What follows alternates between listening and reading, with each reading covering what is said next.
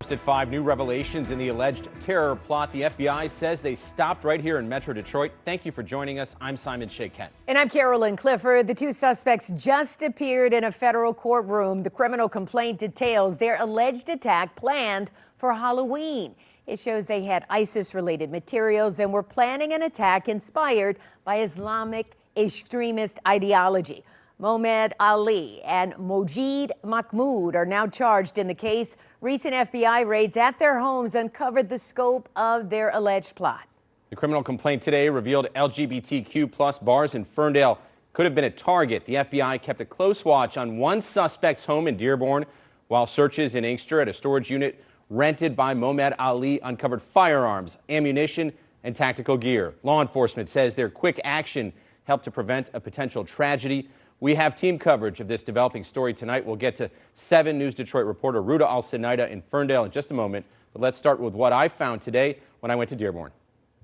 There's a lot of interesting things in the criminal complaint, but at the heart of it is a gun charge, which is used, as you know, Simon, greatly in federal indictments. Retired FBI Assistant Director Dan Roberts responding to what he calls one of the lengthiest criminal complaints he's seen in more than 30 years of law enforcement. Just unsealed, the filing including numerous photos and details only now being made public. To see those images in the complaint from the gun range and of the weapons and the ammunition, what does that signal to you? It's all very disturbing. There was large quantities of ammunition. I think it was, 1,600 rounds of ammunition.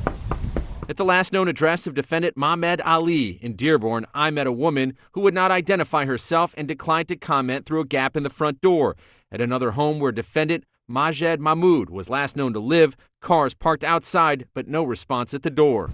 Neighbor John Ludwig responding after federal prosecutors accused both men, who remain in custody, of obtaining assault rifles, ammo, and more to carry out an ISIS-inspired terror attack in Ferndale over Halloween weekend. It's serious, I think. I think it's worth looking into. And if they're innocent, our system, I think, will prove them innocent. In the unsealed complaint, these images include the defendants at a downriver gun range where they took part in target practice, part of an alleged plan to attack sites in downtown Ferndale, possibly clubs, part of the LGBTQ community. The Ferndale locations, that's also really interesting because of the fact that ISIS, we know, has targeted LGBTQ operations in the past. The charges are disputed by defense attorneys who've said this was simply a part of online gaming dating back months. I don't think our FBI spends their time watching kids play games, do you? Defense attorney's going to have to say what a defense attorney would say, and I would be making up some kind of a story like that if I was a defense attorney, but I don't believe that.